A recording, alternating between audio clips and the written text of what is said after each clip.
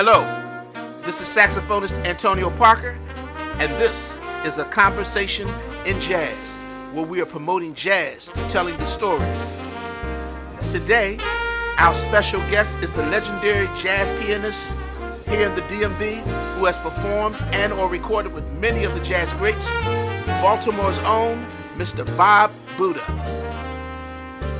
We ask you to like, comment, and subscribe to the channel. Hit the bell icon so we can let you know when we are posting another video or going live. We also ask you to donate to our Cash App in order to support the channel and help us to produce future videos. Our Cash App is $Jazzology 101. That's $Jazzology 101. Enjoy the video.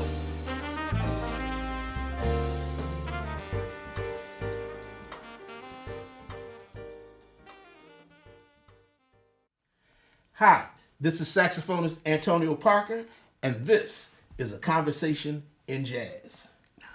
Today we have one of the legendary jazz pianists here in the DMV.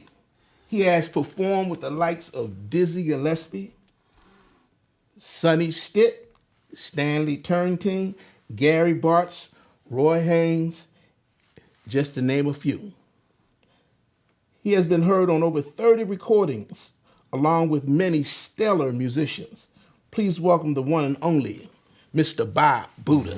Okay. Bob, how you doing, man? Okay, good, man. Man, thank you for coming on our show. Oh, man. We're going to have a conversation about jazz. Yeah.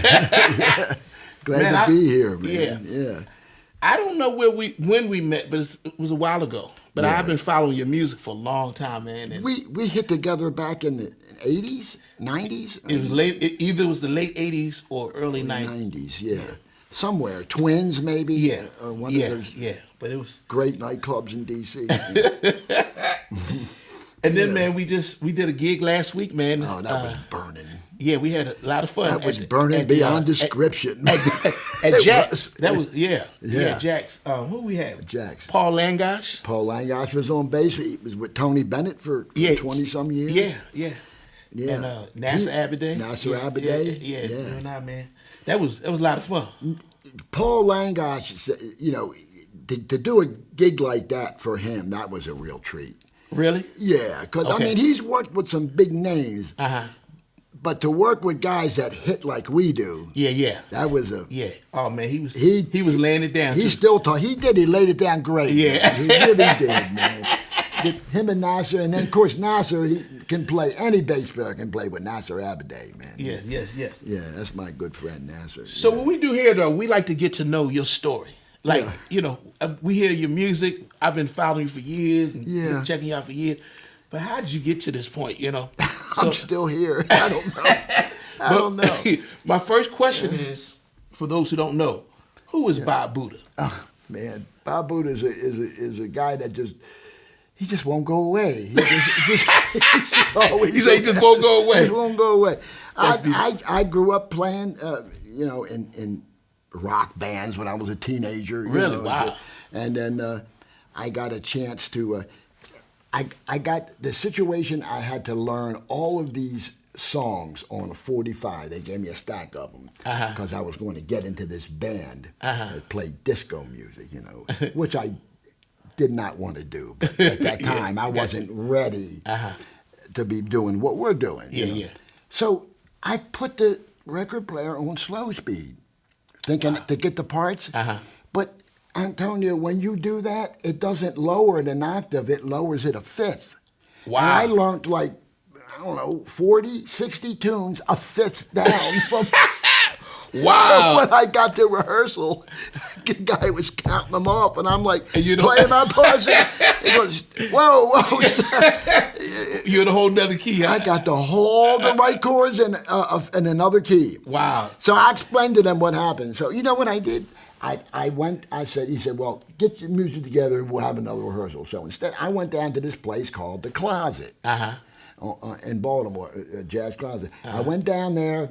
and Henry Baker was there, and they were closing up because it was raining and nobody was showing up. So he says, "We ain't gonna do nothing, fellas." And Mickey Fields was there. You know Mickey? No, Mickey Fields. Mickey Fields from Baltimore. All right. Oh yeah, Baltimore's famous Mickey Fields. Mickey He was. I may know him. He told Baker, he says, "Baker, this is the boy I was telling you about. He can." And Baker said, "You want to work in my joint?" And I said, "Yeah." Wow. He said it'll be Hugh Walker on drums and Donald Bailey on bass. Wow. And wow. that's kind of where I got started. And I'm gonna tell you, man, I wasn't ready. I hear that. Are you originally from Baltimore? Yeah. Born and raised? Yeah. What was Baltimore like when you were coming up in Baltimore? What kind of city was Baltimore? Well, Baltimore is it's a soulful town. It really is. It always reminded me of Philly. Like it got that soul like Philly. It does. Really, the people that's into the music, man, are really support the music. They really into the music. They are. The thing is about Philly's got that New York edge. Okay. Where kind of Baltimore doesn't necessarily have that. But there's some great players. Look, Tommy Williams came out of. Oh man, Charlie Covington. Oh man, the list goes on. The list goes on. Yeah. Gary Thomas. Bob Butta. Yeah. Yours truly. Yeah. Y'all got I say something in the water. I mean, Antonio Hart. I mean, I can go. I mean, Antonio Hart. Man. Gary Bartz. Yep. Yeah. It's not a lot, but it's a handful of monster players come out of this town. It has. So the energy in Baltimore reminds me of when I was coming up in Philly in terms of in playing the music. You're from Philadelphia. Yeah, I'm from Philly. Yeah. I love that city. Man, I used to go up and play at Chris's with Sonny Fortune. He'd always bring me up whenever he came down from New York. And of course, he's from Philly. Yep. And whenever we played there, people were like, "Oh my God, Sonny!" We tore the house down, man, playing. So, do you come from a musical family? No, except that my mom and dad loved to dance. Really? And they would put on Count Basie behind Frank Sinatra. Coming up in town, it was always Frank Sinatra, or Tony Bennett. My father liked Tony Bennett. My mother liked Frank Sinatra. They were their heroes.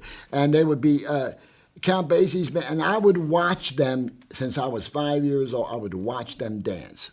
Oh, wow. They would stand there and wait till they felt the beat, and boom, they would cut a rug, the two of them, and they right in the house. Did you have any siblings? I have a sister, Cindy. She's lovely, man. She works in advertisement. But you were the only one that had a proclivity for music. Yeah.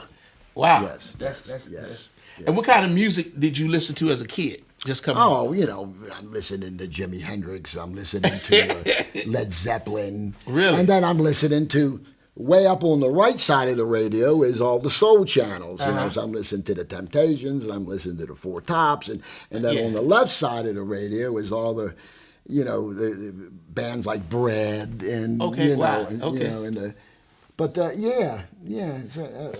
So did you come up in the hippie generation? Yeah. You was a hippie? Yeah, I was a hippie. High all the time. Yeah, it's all good. It's all good in them days. But somebody introduced jazz to me. Somebody introduced, told me to go buy a Miles Davis record. And I'm like, yeah, okay. So I went and bought one. And I'm like, oh, wow. You know what it was? I was at a rehearsal with a band called Staggerwing. It was a rock band in Baltimore. And the drummer had Selflessness record, Coltrane Selflessness. Wow. You know that record? My favorite things is the whole side. Oh, wow. It fades in and fades out. It's just gone, And it wasn't Elvin, it was, you mentioned him. I played with him for a weekend. Drummer, famous drummer. Played with Chick Corea, now he sings, now he sobs. What am I thinking of? Roy Haynes. It was Roy Haynes on drums on this record, Selflessness. Yeah. And he didn't, I said, well, put it on for a minute. And it was my favorite things. And I'd never heard that before. I was 18 years old. And I'm like, wow, that's incredible, man. I'm going, that's that Mary Poppins. He goes, yeah, I know what it is. He didn't like it. I said, give me that record. And anything else you got like it, give me it. And so he actually laid 2 or 3 records on. Wow, that's heavy. Vinyl, yeah, That's back in 1970. So was piano your first instrument? Hammond organ. Hammond organ? Hammond organ. So I had it backwards. Oh wow!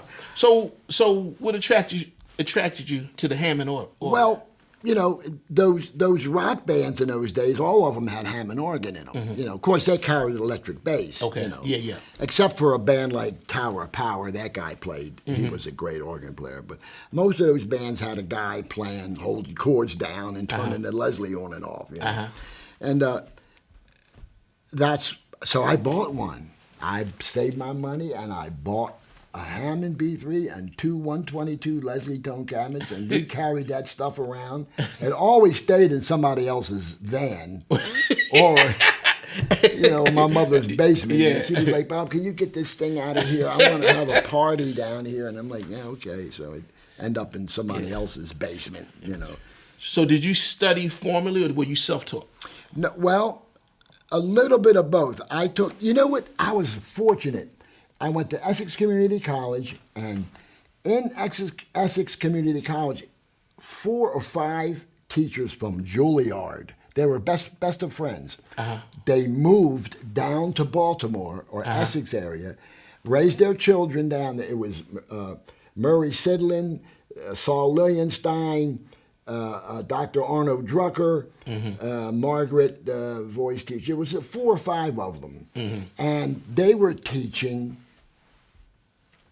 Juilliard level, like 2-part, 4-part writing from Walter Piston's. I mean, nobody was teaching that in Maryland. Wow. And this was, you were in high school? I was in college.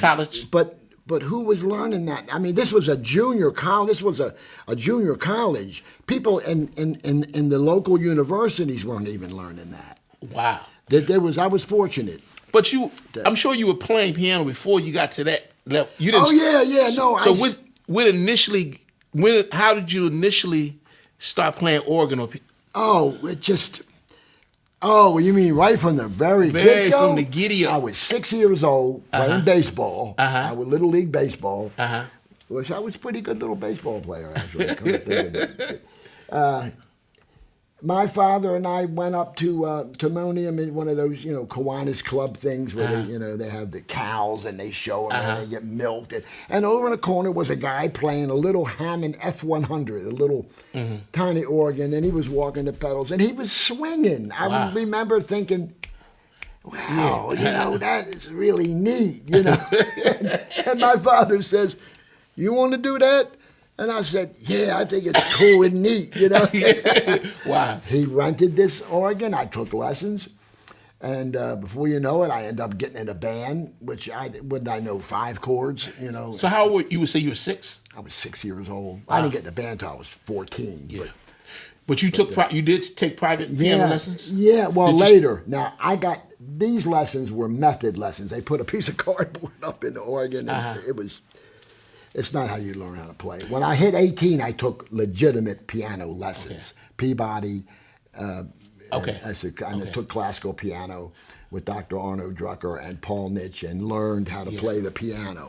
So did you learn how to read at an early age, like read? I was never a great reader. Okay. I just never worked on it, you know. Yeah. I mean, That's why you got those big ears. You can hear you can hear around the corner. Yeah, thanks, man.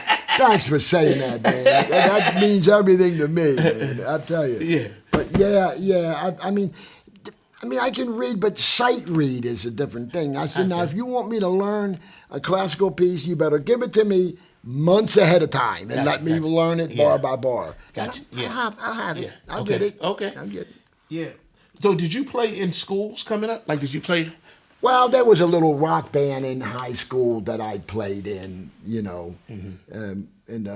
But we always played these rock songs, but we always took solos, you know, because we always had that element of jazz in our heads, but we didn't know what it was. Wow. You know, I say we, basically me.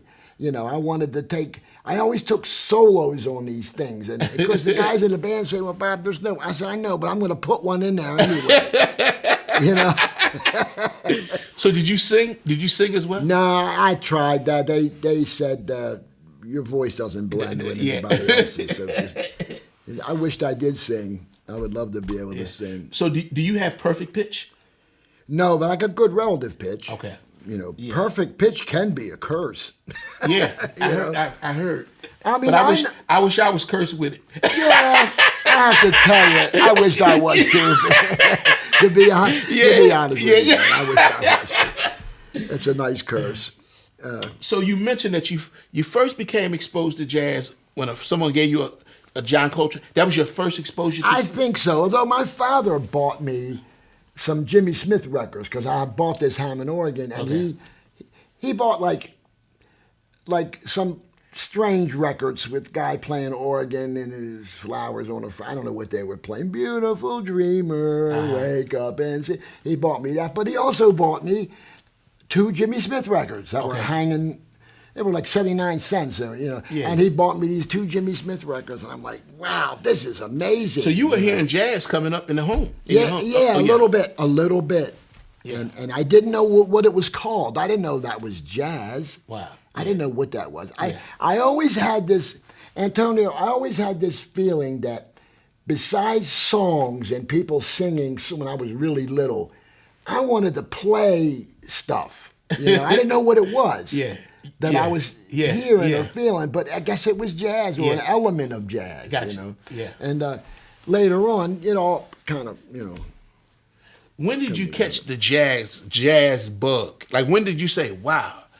Like, at what point did you say, I want to do? And I know you said you was doing a rock and roll or whatever. Yeah, back just for a few years. Yeah. Did the jazz bug get you? Yeah, it hit me. It was hitting me all along, really. Okay. Coming up, and then, you know, then I wanted to do it. I wanted to play this music. When I came to understand that this was a whole field of music that I was not exposed to yet, I started exposing myself. I started spending everybody's money. My mother's. You said you started spending everybody's money. Yeah, my father. Dad, give me $7. Mom, give me $5. Some of those jazz records weren't expensive. They were only $1 or $2. You know, where you know, because they were. But yeah. So what is it about jazz that compels you or fascinates you? What is it about the music that? You mean nowadays? You know, it's funny. I never got tired of doing this. I think because you never stop growing.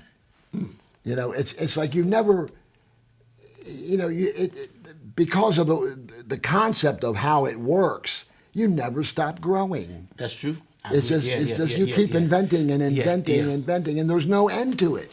So let me ask you this question: would you rather listen to jazz or play jazz? Well, I'd rather play jazz.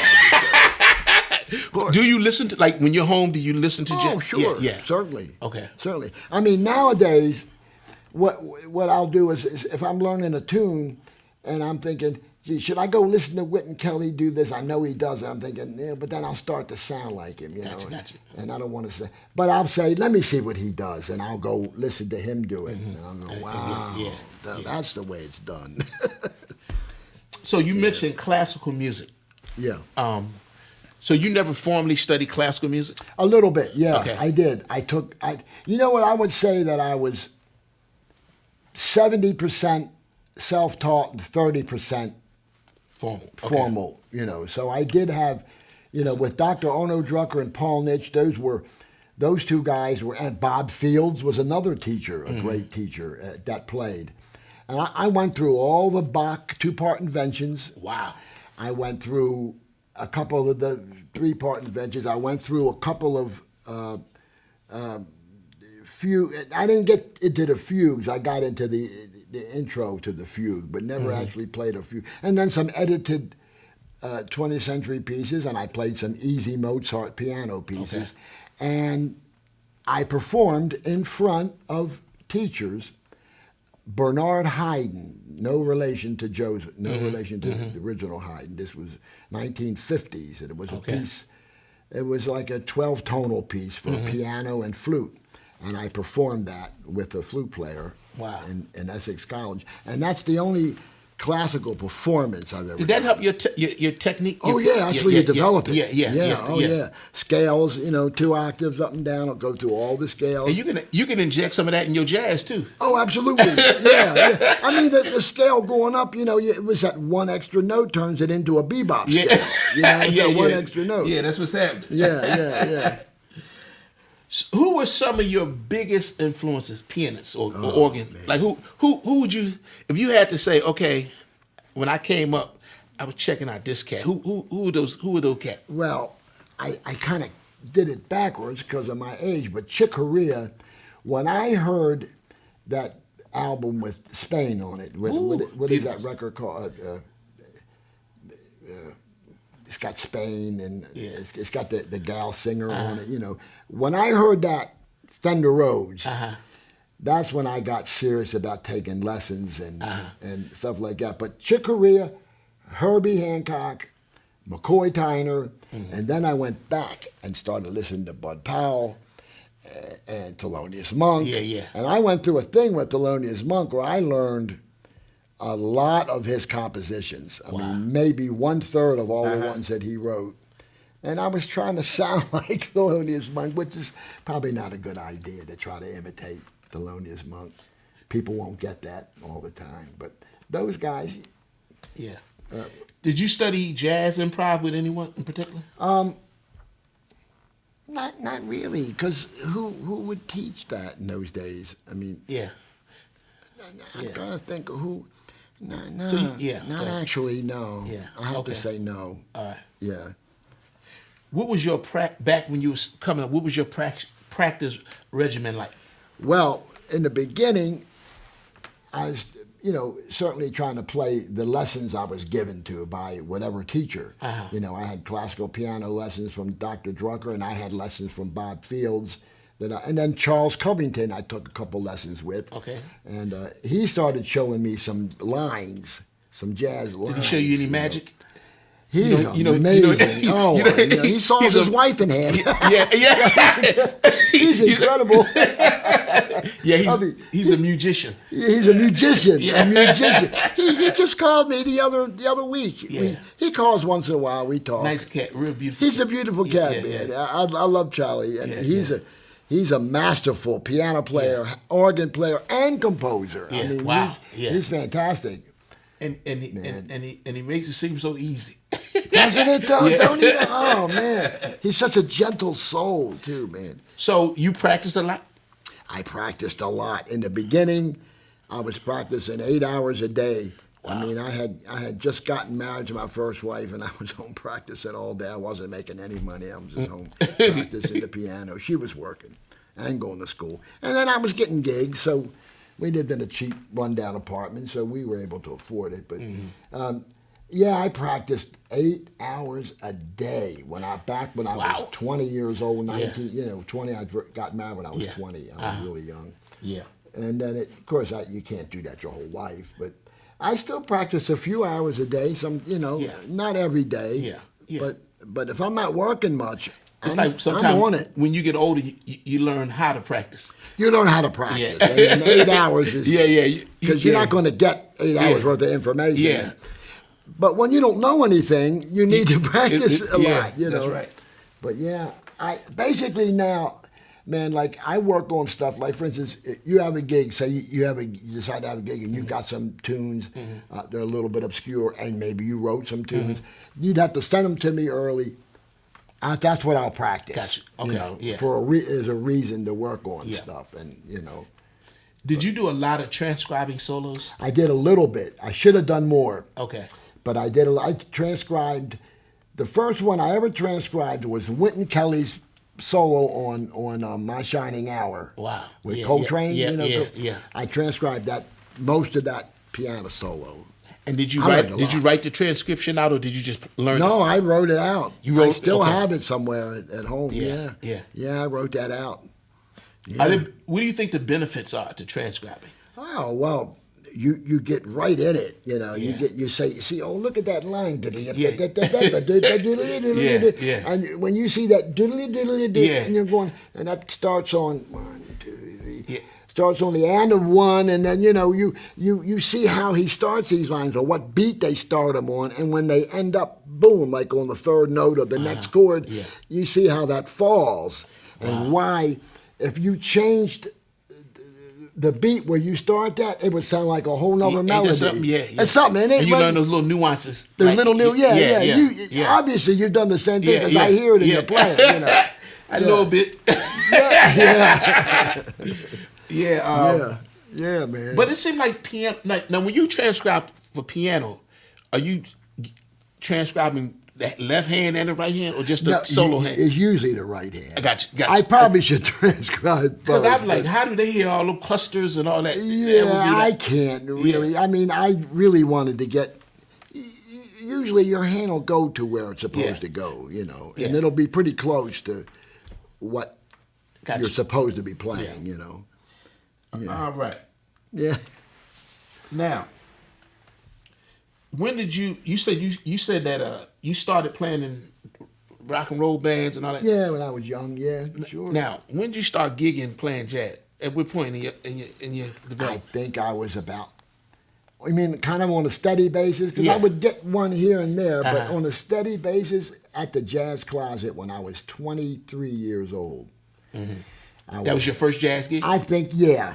It was a few nights a week. Mm-hmm. And it went on. I played there for 10 years. Wow. Do you remember the cats you were playing with? Yeah. Well, it was different rhythm sections, but eventually, Henry Baker was the owner, and he brought down Curtis Fuller, Clifford Jordan, Gary Bartz, Woody Shaw. Eddie Henderson. Wow. It was amazing, man, the people he brought down into that place, man. So you got to play with all those cats? Yeah. Oh, wow. And now, were you nervous? Yeah. I was scared to death all the time. Really? Yeah, and I wasn't ready, but I got ready. I went from not ready to ready. Yeah. Wow. But I learned off of them, unfortunately for them, and that wrote like Sonny Stitt, he called a tune. Yesterday's, ready? I'm like, wait a minute, opening the real book. He's going, you don't know yesterday's? I'm like, no. And he goes like, right, Antonio, right in front of everybody. Oh, man, that's cool. So he said, piano player, can you play a blues? I said, yeah. He goes, okay, blues enough, ready? Oh, that's not. I heard. He was something. I heard Clifford Jordan one time. I love him. I played a bunch with him. Yeah. And I ain't gonna name the piano player that was playing with him at the time, but it might have been me. No, it wasn't you. Okay. And this was around when I first got to town, but he called off a tune, and the piano player said, "I don't know that one." Oh. He said, "All right, I once." Clifford was. Clifford was mean. Yeah, man, that's it. Dang. Yeah. Oh, he would holler shit like Coda. Wow. Oh, dang. Yeah. Those cats were rough too. What? They were rough. Yeah. They were rough. They'll embarrass you. They don't care. Well, you see, it's their career out there. Yeah. And they got to make sure that when the shit's falling apart, that everybody knows it's not them. Yeah.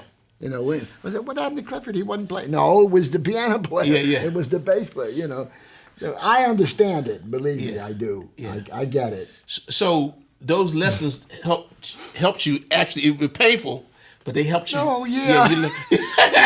Yeah. You had to go home and learn those songs. I did. And brought it back the next day, and Sonny Stitt say, yeah, Bobby, I see you did your homework. And he wouldn't call a single one of them. That's hilarious. And we did the whole thing again the next night with the eyes rolling. And it's like, oh, God. Yeah. Wow. That's funny. Then you went to college? Did you go to college? I just Essex Community Essex, College. okay. Yeah, that's all my parents could do, Yeah, that's all good. We did okay coming up, but college was expensive, man. Yeah. And were you a music major? Or? Well, that's when you said you got serious and started focusing. Yeah, I guess. I took a bunch of courses, and I didn't really major in anything. My parents didn't know what I was doing. They just said, "Well, just go to school, Bob, and okay, we want you in school. So you decide what you want to do." They, they didn't micromanage. They said, Gotcha. "We want you in school. That's it. Yeah, we want you in school." So, because they didn't go. Man, you've always been a nice guy, man. Where you get that from? Your parents? My father was something, man. He really was. Yeah, He you've always been a cool cat, man. I don't know. I thought I kind of was a prick when I was young, but really, yeah, maybe I grew up. I've never known that. But thanks for saying so, man. Because you're supposed to be a nice guy. Yeah, man. It helps. It helps, doesn't it? Though. Yeah. Oh man. So, do you have a musical philosophy? Well, I don't know. You just have to practice all the time. Just work on it. Don't ever stop working. If you want to do this, oh God, if you want to do this, then just stay on it and always practice and just be in it and on it at all times and make up your mind this is what you're going to do. Yeah. Don't go changing halfway through life and just stay on it. And I tell you, that's the only thing I could think of it as a philosophy. But see, that philosophy works easier if you play piano, bass. Yeah. Because those guys work. Yeah. But vibes, you got to carve out your own territory. Yeah. Trombone, you got to carve out. No Even doubt. you guys, horn players. I mean, you work all the time, I think. But not really. I mean, I enough. I'm good. Yeah, but I know what you're talking about. But you got to carve out your own. See, people just call me. I just stay home and lazy. Yeah. Just, walk. Bob, you want to make a gig? Of course. Where is it? And that's easy for me. Your piano players work. That's good, man. Hey, man. That's good. I say take advantage of your advantages. I'm going to use that. I'm going to keep it. No Take advantage of your advantages. All day. That's all day. Yeah, I hear you, man. I hear you. So let me ask you. Yeah. Did you make a lot of money in your career? Oh, no. I made a little bit of money stretched over a lot of years. Did you have periods where money was like... I never was a lover of money. I mean, I was a lover of making my bills, but I was never a lover of having extravagant money. Unless I see a car that I want and it costs $60,000, I'm like, gee, I wish I had a lot of money, But speaking of cars, before we started this interview, you told me that you used to drag race. I drag raced a Pontiac Firebird. Yeah. Really? Yeah, Capitol Raceway. Tell us how you got to that. Well, you remember those, beautiful downtown Capitol Raceway Park. You remember those commercials? Yeah. Saturday. Yeah, I got it. So I heard those commercials since I was a kid. No, I was on a gig, and we were playing outside of the window of a car dealership in Essex area, and there was this beautiful 2-year-old. It was a '97 Pontiac Firebird, and this was a '99, and it was sitting up beautiful. I mean, it was green this way. You look at it this way, it turned blue. Beautiful car. And I thought, man, I'm going home in that. And I did. After the gig was over, I walked into the dealership. Really? I said, "Didn't you just?" I said, "Yeah, but I want to buy that car." So you left your car? Yeah. And took that? And took that one home. Yeah. Wow. I did.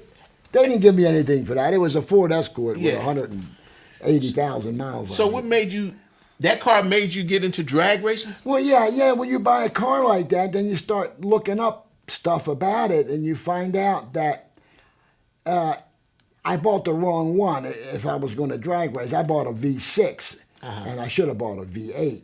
Okay. I didn't know. I didn't know. Yeah. But there is V6 racing. There's a whole thing. And what you do is you buy stuff to make the car faster. So I bought headers, I bought cold air induction unit, I bought a catback exhaust, lifters, and tie rod bars to pull the car together, make it nice and tight. And that car, and rear gears. And that car went from just a a good-looking little car to it was pretty fast. Right. And you were in races? You were in I races? went to Capitol Raceway and teched in and got in line and raced. Wow. And Was that raced. exciting, man? I was number 17, and you could look it up on the internet, and it still might be there. Wow. I was number 17 out of 210 cars, V6 Firebirds, naturally aspirated, normally aspirated Now, cars. how do you win? You got to come in.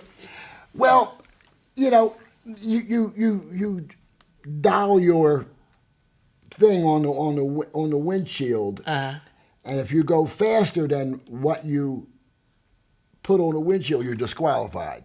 So you got to go. If you're going too fast, you got to back down a little bit. Yeah. Okay, but you want to go faster than the guy next to you. Now, see, that kind of racing, that evens the playing field for guys who don't have $180,000 to put into a car. Gotcha.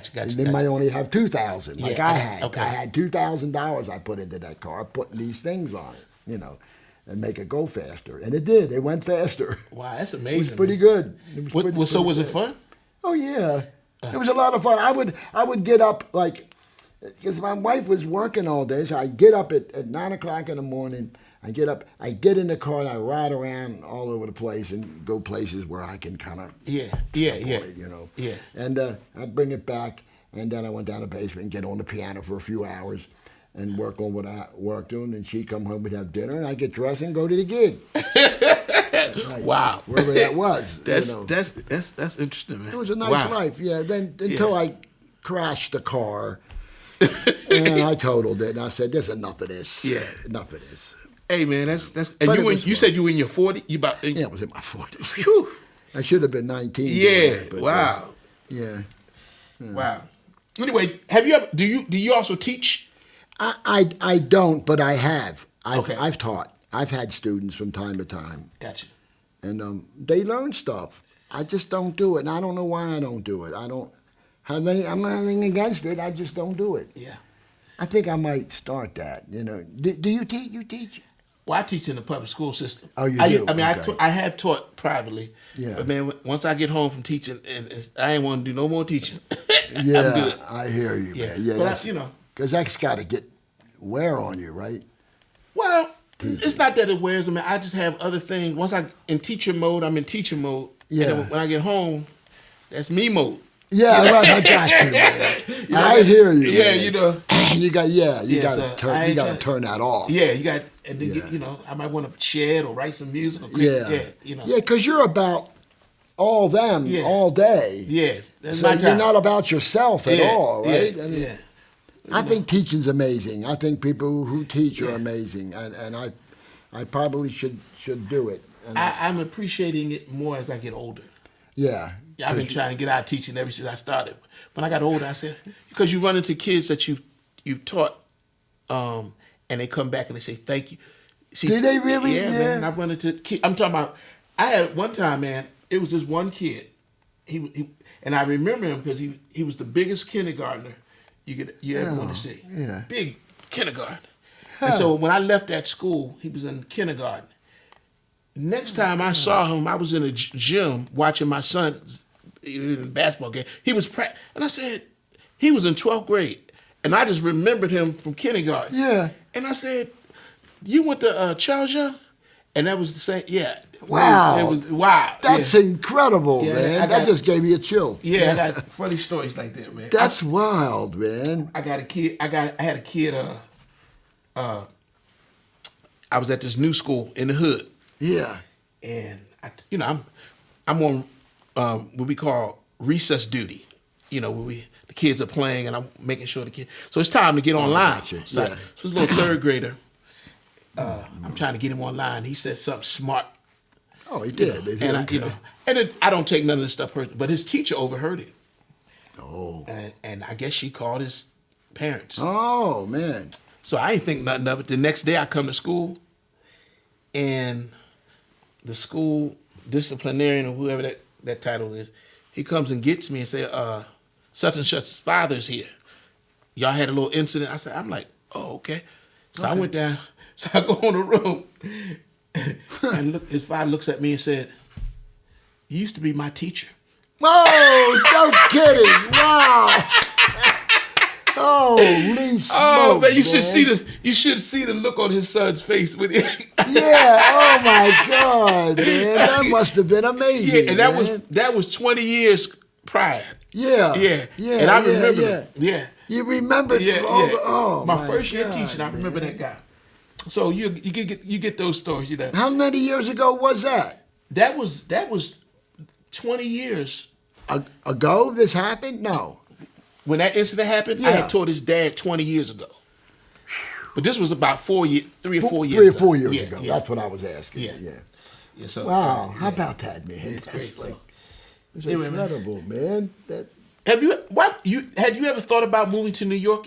Oh yeah. So yeah. what prevented you getting too many gigs down here? It was a big thing. I wanted to go, and I had met the woman I'm married to now. Was my second wife. We've been together 40 some years. Oh wow, beautiful. Yeah. And I didn't go. I stayed here. I saved my money. I went up there. I was ready to plop it down on an apartment. Yeah. I brought it back. Do you have any regrets? No, because I love my wife, and Okay, and I get to work with a lot of guys. Yeah. I mean, one guy told me, Michael Weiss, a piano player up in New York, he said, Bob, you may not have been able to work with all these guys if you would have moved to New York. Wow. Yeah. He said, because there's a lot of good piano players up Yeah, here. yeah, He yeah. says, I mean, you stayed where you are. You're a New York level piano player, Yeah. but you stayed Yeah, in Baltimore or yeah. Washington, and you were able to work with anybody you wanted to. Yeah. And Ain't that something? And I thought, Yeah. wow, how lucky was I? I never planned that. It seemed like it always. You know what, Antonio? It always seems like somebody was planning my life for me all the time, and I never had any say so in it. I don't know if it was a guardian angel or if it was my wife. I don't know. It was God. I don't know who it was. But my mother, I don't know. I never seemed to have any say so. Yeah, you just hey, it works out, right? Yeah, I just like float around like a leaf, and pretty good things happen. You know? Beautiful. Yeah. I guess it is. Yeah. So what? So basically, because I was going to ask you, how did you become such an in-demand pianist? Somebody got on my case about comping when I was young in New York. And Junior Cook said that I came to New York with a good comp. But other guys said that I need to develop it. So I blended the two together, and I thought, well, I can comp pretty good, but I need to develop the other half. So I worked on it, and I listened to how Bud Powell comped behind Bird and Dizzy, and I listened to how McCoy comped behind Joe Henderson or whoever, or Coltrane, or John Coltrane, the way he comped. And I whoever was playing piano, and I listened to where the rhythms went, and I became good at comping. Wow! And I think that's why people kept calling me. Yeah. And I that's told a great that lesson to to teach another, people. Yeah. Because we get so into trying to solo and all that. But I had a guy tell me, he said, Bob, you're burning, man, but you're burning out up there, but your comping is breaking my heart. And I'm like, okay. So melodramatic, So I worked on it. Now, I'm sure you had, over your career, you had to learn lots of songs, lots of tunes. Yeah. Did you have a methodology of learning tunes? Well, what I did was, when somebody called one and I didn't know it, I went home and learned it. Okay. You know what I mean? Or I talked to somebody on the phone and somebody would say, like back when we were real young, let's say, Louis Shear, piano player, great piano player. You know Louis? Yeah. You know Louis? Said to me, Bob, we had shared the same birthday. Oh, wow. Him and I and Bill Evans. Wow. Same That's birthday, cool. That's August cool. 16th. Yeah. He said to me, Bob, you know Stella by Starlight? And I'm like, not really. He goes, you should know that one, Bob. You should learn it. I said, okay. And I would learn it. Oh, wow. And then next time I get on a gig, the horn player would say, Bob, Stella by Starlight? And I'm like, yeah, got it. Got it. And that would happen with a lot of tunes. Do those tunes stick? Like, once you learn them, do they? Yeah, well, when you're young, they stick. When you get older, they don't. You got to keep learning them over and over again. Wow. They just don't stay. Yeah, but that's pretty much how that came about, man. So what were some of your favorite places to play in the DMV?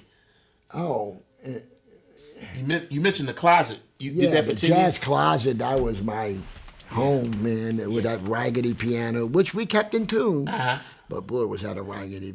I mean, you don't know what, you hit a note, you don't know what's going to pop up out of it. You know, anything. Matches might come up, a piece of paper, a broken string, you know, boing, cling, stuff coming up. I'm like, oh my God. See, you a real jazz cat. See, you know, you say Bird would be playing on plastic horn and you and make them sound like they, you know. Why would he have a plastic horn?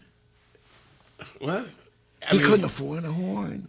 I mean, he might have pawned his horn. Oh, Bird, yeah, you know, Bird. Because he would have got sick. He had to get. Bird had to. He had to get a package. Bird had to do what he had to do. Yeah, sure. I understand that. Yeah. You know, but that's part of the music too. Dealing with, you know, nowadays everybody has the top instruments and pristine. They do. It's something about, man, when you can pull music out of these broken down instruments and make music out of it's something to be said for that. You know what I have in my house? I have a Yamaha Baby Grand in my house, and I don't even play it because it needs so much work.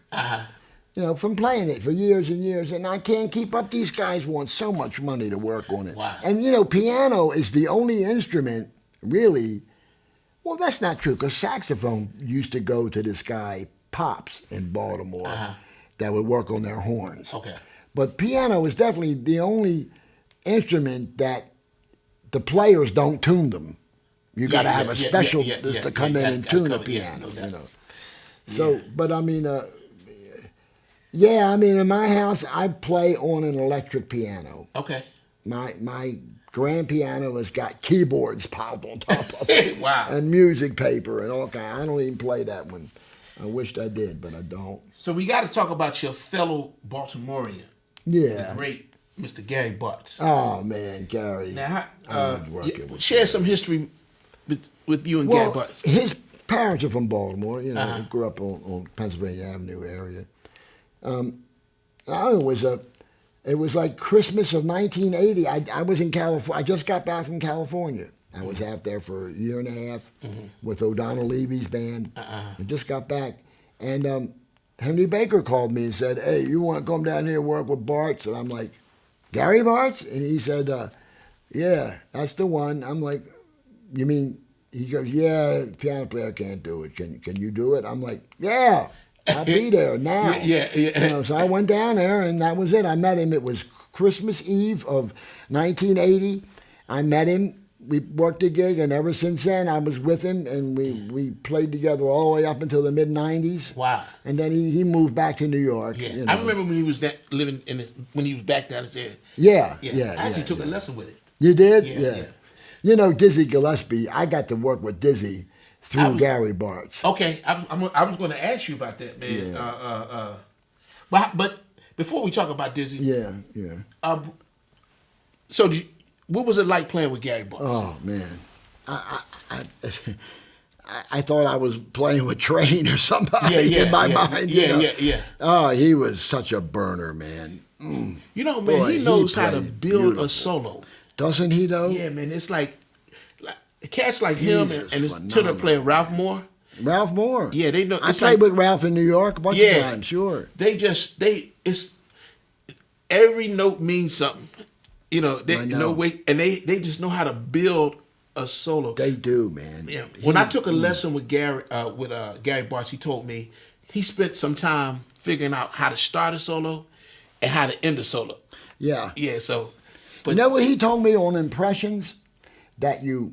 Impressions being D minor, Dorian, or whatever, but the pentatonic scale on impression is the one that starts on D, you know. He said, don't play that one till later. He says, start one on E. There's a pentatonic scale starts on E that fits on that on that D minor chord, right? Oh, wow. The same note. You got the ninth, the 11th, the 5th, the 6th and the root. Then go to A minor pentatonic. Play that pentatonic. That fits on. to go through all of them. There's kind of one that starts on B. You know, it's not a total pentatonic, but it's a scale that. Then you end all that on D minor. It says that gives you a lot of playing room, options too. Options. Yeah, yeah. You know, you could. That's several choruses right there. Okay. Fooling with each one of those tetro scales or whatever you want to call them, tetro chords. You might have to send Gary a check, man, for giving away some of his secrets. Yeah, I did. That was a great lesson he taught. You know, he was something, man. I'm so glad he's amazing. Yeah, we used to drive up to New York and play together, and we played at the Jazz Closet 4 nights a week. Went on for years and years. Wow. And I'm on one, 2 of his records. One of them is Reflections of Monk, The Final Frontier. Wow. That's got Eddie Henderson. Yeah. And Billy Hart. Yeah. And Jeff Harper, who died recently. Jeff. Jeff Harper. Yeah. Wow. Billy Hart loved him, man. Yeah. You mentioned that through Gary Bartz, you got to play with the great Dizzy Gillespie. Oh yeah! Oh my goodness! What was that like? That was we played at St. Thomas. Okay. St. Croix. It was the Stofers Virgin Islands Cool Jazz Festival. Wow. Cool Cigarettes, Virgin Islands, and Stofers. Oh, and there was a lot of bands there, a lot of famous guys there. You know, Bobby Hutcherson. Yeah. We backed him up. He played with us. He played so much vibes. I just laid out because I was just in the way. I was in the way. Yeah. I just laid out. But Dizzy, what happened was it should have been Freddie Hubbard, but Freddie Hubbard claimed he busted his lip playing basketball. Oh wow! Who knows? Yeah. They brought Dizzy in, and Dizzy brought his friend, that clarinet player, that famous clarinet player. Oh, Eddie Daniels. No, it wasn't Eddie Daniels. I played with Eddie Daniels, though. I worked with him at Blues Alley one time. That was amazing. Yeah. That was amazing. No, what? But he didn't play. He played tenor sax when I played. Well, he played both. Okay. He played both, Eddie Daniels. He played both. No, I don't remember this guy's name, man. But anyway, that was amazing with Dizzy. And it was one Not point. Paquito? Was that Paquito? No, I don't think so. Okay. He was an older white guy. Okay. Oh man, I wish I could think of it. Yeah. Okay. I can't think of his name. I know he's famous. I should know this. You know. So you're playing. Well, he comes up to me on. We're playing his famous tune. You know. 19 Yeah. He announces as a tune I wrote, and people like, yay, thank you for playing. Okay, so we're pianist, so I've soloed, I'm done, and the bass is Jeff's soloing. So he comes, and Bart's already soloed, Dizzy already soloed. And Dizzy comes over to me, and while Jeff's soloing, he goes, hey, piano. I look up. He goes, hey, that Gary Bartz, he's intimidating, ain't he? And I'm like.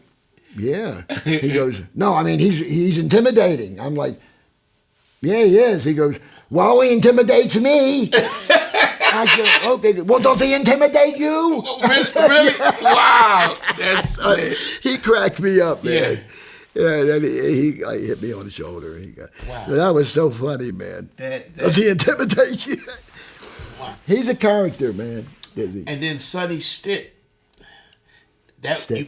Yeah. Well, he was serious, though. What was it like playing with a master, like, because he was just.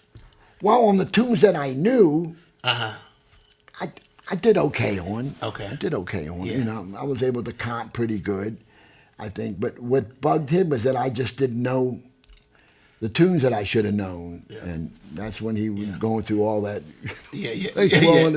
What was it like hearing him play? Oh man. To play a chord and hear those notes. He's just. He was But so swift, and the bebop. The way he was like. I mean, he came out of Bird. You could directly out of Bird, right? you know. Now here's some of the cats that I've read that you've worked with. You said Sonny Fortune, Curtis Fuller, Gary Bartz, Junior Cook, Bill Hardman, Clifford Jordan, Charlie Young, Mereidth Dambrosia. Yeah, he was a singer. Okay, Buster Williams, Nathan Page, Eddie Daniels, Stanley Turrentine. Yeah. Jim Snidero. Yeah. Roy Haynes, Jimmy Cobb, Freddie Hubbard, Dave Liebman, Woody Shaw, Johnny Cole, Buddy DeFranco, Terri Gibbs, Warren Wolf, Terence Blanchard, Wallace Roney. Wow. Yeah. And that's right, we just getting started. Yeah. He was. Now, Freddie Hubbard. My good friend Munir Nasser, he told me you got a lot of funny, good Freddie Hubbard stories. I don't have a lot. I have one. He said you had one with Tommy Williams. Yeah, I don't know if I should tell. Should I tell that story? Why not? Is it a good one? Yeah, but all right. Well, now he didn't like it as Tommy was there, and he told Bartz, "Would you bring a ringer in here for her, man? I was just going to." Mess around a little bit. I didn't want to get serious, you know. Oh, yeah. Because he was playing at Ethel's place, which was almost walking distance. So Gary Bartz brought Tommy Williams? No, not really. Okay. But Tommy was there. And now what Freddie was, he got behind the bar and he started pouring drinks and giving them to people. And Baker, the owner, just got out of the way and let him do what he wanted. And then he was upstairs in the kitchen. We were all down in the basement, and he's stomping his feet. You know, you could hear him up on, goddamn this and this, that, and the other. And this light was one of those fluorescent lights. It was hanging by the wires that powered it. That thing went poosh, and all that green stuff and that sandy green stuff in the glass, and it was pitch dark down there. And he comes down the steps and he's going, "Who turned out the lights?" And and Bartz hollered at him. Gave him, so he got his feelings hurt and he left. Bartz hollered at him? Yeah. Wow. He said, "Freddie, you stomped the light out, man." So he left. And we went back to, and he got in trouble at the hotel he was staying at because he answered the door in a fashion that he should not have answered the door. And then she called the police, and the police came, and the cop knew him. So he was not arrested, but they told him he had to get out of town before. So he went back to Chicago, and that's as far as he could go for some reason. I don't know if his funds ran out or whatever. He missed a night at Ethel's, and then when he came back and apologized to everybody. Really? He said, "Hey, look, Butta, I'm sorry for my behavior. Hey, Gary Bartz, sorry for my behavior." Wow. He went mentioned everybody's name and apologized. But I said, "Listen, man, you don't never need to apologize to me." Wow. But he was a trip. So how did he get to? How did Tommy Williams? What made him take out his horn? I'm not sure, but he took out his horn and sat and played next to Freddie. I think not next to. I don't remember how that worked. I'm remembering that Tommy didn't play then, but maybe there was another day that either I came in later and I didn't see it. I don't know exactly, but I know Tommy was there. Okay. Tommy was there when Freddie Hubbard was there, but I did not see them play together. Okay. Gotcha. And I don't know why that was. Now we got to talk about one of my favorite people that you've worked with. He always speaks highly of you. I studied with him. Charlie Young. Charlie Young. Oh, he's my brother, man. Yeah. He took us to Egypt. Wow. Took us to Egypt. Yeah, I saw a picture of you with the Sphinx in the background. Yeah, some people think that's from a magazine, and it's not. Yeah. I went to Egypt once with the Smithsonian Jazz Masterworks Orchestra. Oh, you did? And man, when when I first saw the thing, it was like I was landing on the moon. Yeah, that's what it was like. Yeah. I know. It's like you're on another planet. Yeah. That thing on that picture with me, that thing was like a half a mile away from me. Yeah, wow. And you went there with Charlie? That's how big that thing was. Yeah. I was there with. So with how with long Charlie. have you known Charlie? I guess since I was in my 30s, Okay, early yeah, 30s. Yeah. And Steve Williams. Oh yeah, Steve. Yeah, okay. Steve. I met Steve first, and then Charlie, Yeah, and then yeah. and we were He playing always speaks together. highly of you, man. Yeah. Man, I love playing with Charlie, man. Wonderful musician, man. Oh, I'm on his record. Yeah. Yeah. What's that record called? Flying Home Again or Back Home Again or something. I don't. Great record though, man. Yeah. The music he wrote all the music. That's fantastic. Wow. Man. The songs are great. Yeah. His writing, man, is. I wished he would do more. Yeah.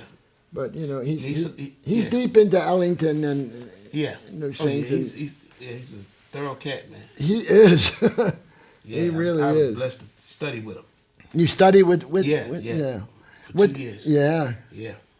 I learned a lot. Not saxophone. Saxophone. I thought maybe just jazz you studied, like theory. Really saxophone. I mean, I would always ask him a bunch of questions. Okay. But relative jazz. But he taught me about the saxophone. Oh, he did. Okay. Yeah, that's why I learned. Like I remember the first lesson I studied with Charlie. He said, "Play a C major scale." So, okay, two octaves, whatever. Yeah. And he said, "It's not even."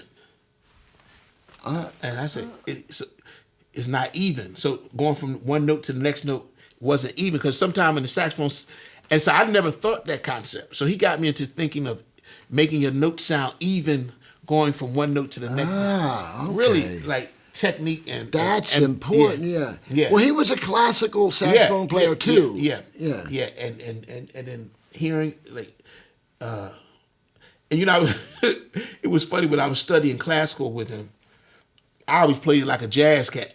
Yeah. Because sure. I didn't listen to classical. Yeah. And right. it wasn't until I started listening to classical saxophone that I kind of understood the concept a little better. Okay. Yeah, but you weren't worried it was going to hurt your playing. No, it was just classical. It was just it just let me know that music is beyond notes. Like these styles, you got to listen to. Like the music, like a lot of young people, they try to play jazz, but they don't listen to it. They don't listen to it. They read the notes on the paper, but they don't go listen to the music to get the essence of it. Well, why would they not do that? Yeah. I mean, don't they love it? I mean, well, some of these young people, they got so much going on. yeah, Yeah, so they're not sure what they're doing. Yeah. But I didn't listen to classical music, and I was just reading notes on the page. Well, you know what people say. You know that saying. It's kind of a joke. They say you play classical music and you say, "Yeah, not enough to hurt my playing." You know that. Yeah. But Yeah. I guess it really can't hurt your playing. That's just a joke. We're winding down. Yeah. I want to talk about the Bob Butta Trio. Oh man. Yeah, we got to do that. Who are the members of your aggregation? Well, there's a bunch of them. Oh yeah, it changes every night. Yeah, Sure, it could change. I mean, the ones that I think of is Nasser and James King. Okay. That to me is Bob yeah. Butta Trio. But that could be the James King Trio too. It could be either one of them. And Well, then there's one with Amy Shook and Frank Russo. Yeah. That's the Fab Trio. That's the Fab Trio. That's the Fab right. Trio. That's Yeah, the Fab yeah, Trio. yeah. That's not the Bob Butta Trio. Okay, That's the Fab I Trio. got you. Yeah. Yeah. And it's all, but every different players it brings a different chemistry. Absolutely. Yeah. So yes, absolutely. And so that's Yeah. But your debut recording was called Windows. Yeah. That was Paul Angosh Okay. and Mike Smith. Oh, okay. And when was that? That was back in 97? Yeah. Was it 97? Yeah. Yeah.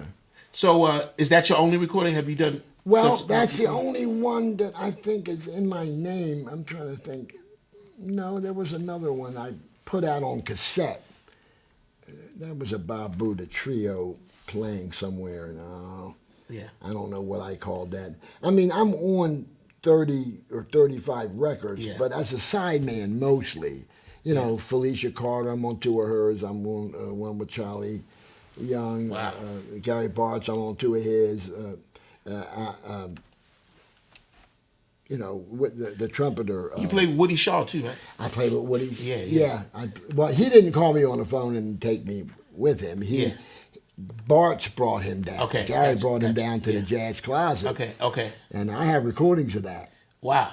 I noticed that too. You like to record. Do you still? Yeah, we recorded last week. When we played. So have you been doing? Has that been a part of your? Oh yeah, I got stacks of cassettes. I have everybody in Baltimore, Washington that can play. I got a recording. Man, have you digitized that stuff? No, but I should have, because now the cassettes are getting all like, you know. Wow. They're old. But I find that means you still trying to get to the next level. Yeah, I'm always up until you die, man. Yeah. I mean, what else am I going to do? You know. Yeah. Wow, man. So we winding down. So how has your this career in playing music been for you? Like if you reflected on it, what has it been like for you? Oh, it's my whole life, man. I mean, as little as it's been career as it is. It's been a good ride? Yeah. I don't know what to compare it to, because I never did anything else. You know what I mean? No doubt. You know, so I don't know. You know, I mean, I feel like I'm successful. It's a small success, but I was able to purchase a home and use cars, and my wife was able to have a car, and we own this house together, and we do okay. Okay. We're making out okay. Yeah, it's a small local career, and I got a chance to touch on some major league stuff. Yeah. Have you done a lot of international playing? No, not a lot. But you know, I mean, I went to Italy a few times. I went to international inside the United States. I mean, outside. Oh, outside. Okay. Yeah, I went to. I played the Paris Jazz Festival in '86. I've been to Italy 3 times. Toured the whole country from Nice, France, all the way down to Lecce at the bottom. But I didn't play in Rome. Isn't that weird? I did play. Never played in Rome. That's and played in where else did we go? In Canada, when they gave the key to the city to Buck Hill. Wow. Did you play with Buck Hill? Yeah, played a lot with Buck. Yeah. Okay. Yeah, wow. Yeah. I got Buck a lot Hill. of. Oh man, Yeah, he came over to my house, and we made a little record. We made a little CD in my basement on an electric piano, and him, just the two of us.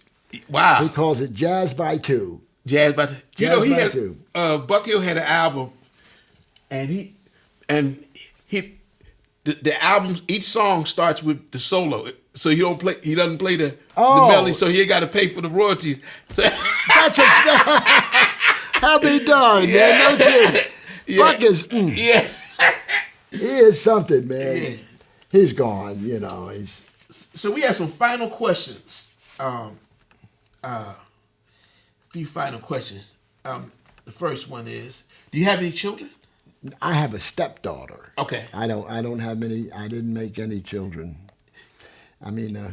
It's all good. Yeah. Yeah. Been with my wife for 40 years, but she couldn't have children. She had children before I met her. Okay. So we got to give your wife some love. What's her name? Ingy. Her name is Ingy. You want to say hi to? Hi, babe. How you doing? Hi, Ingy. I-N-G-E. Inge. Say it again. Inge. Inge. See, it's a German word. Okay. Okay. So people call it Ingy. It's Inge. Okay. It's I-N-G-E. Okay. With a soft kind of G. You got to give wifey some love. She's my, oh man, she's my life. Yeah, beautiful. You're my life. You know that, right? Okay. Just want you to know that. Yeah. She knows it. Yeah. She's the boss. Oh wow. She's the boss. How's I noticed we went through the pandemic. How has that affected you? Well, you know, also her daughter lives with us. Hi, Mandy. Yeah. Okay. Okay. Yeah. Mandy, she's a doll. She is. She's a doll, and she's been living with us now for the past few years. The pandemic, the work went. Yeah, it's starting to open back up a little. Oh yeah. I mean, I was always working between 4 and 7 gigs a week. Wow. Right, sometimes more. On decade after decade after decade. Yeah.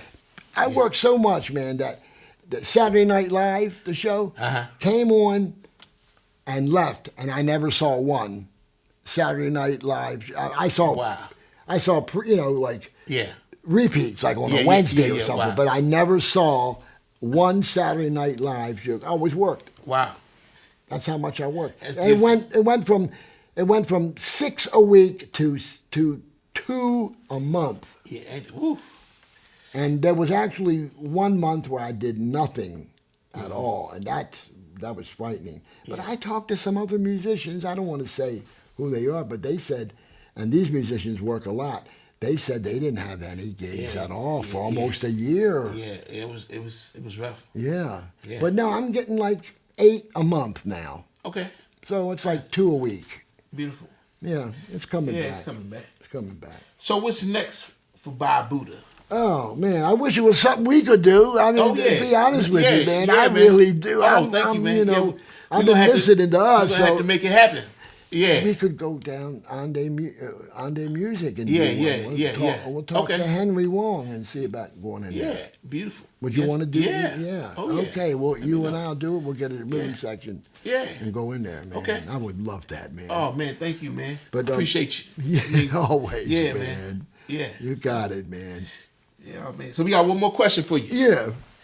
How can people contact you and to throw you a gig or see what you're doing? We'll do something. On the internet or something. On the internet, I'm easy to find. I mean, everybody has my phone number. Okay, all right. Should I tell my phone number out? If you want. Can People you do have. that? Oh, it's 410-693-7614. Yeah. Call me up if you need me to work. Yeah. So you going to get a website? You going to have to get? No, I never got one. Nah. You know, I figure Hey. I'm Baltimore. I mean, everybody knows me. You know, Hey, what's for? You already. It's been working for you. Working how you work it. Yeah, it's working. You know, I probably should get one, but I never bothered with it so far. Well, my brother, man, I'm very honored, man, that you share some of your story with us, man, and some of your history, and this is gonna be wonderful, man. This is gonna be great. Yeah, man, and you're a beautiful cat. Thanks, man. Your music Thanks, is beautiful, man, thank you, man. It's good to. I learned a lot about you. You did, yeah. So, man, thank you, and yeah, man, I'm sure the viewers are gonna like it. I hope they do, man. All right. I hope there they it is. get a charge out of it. You've been listening to the one and only master pianist, Mr. Bob Butta. This is a conversation in jazz, and we'll see you on the next one.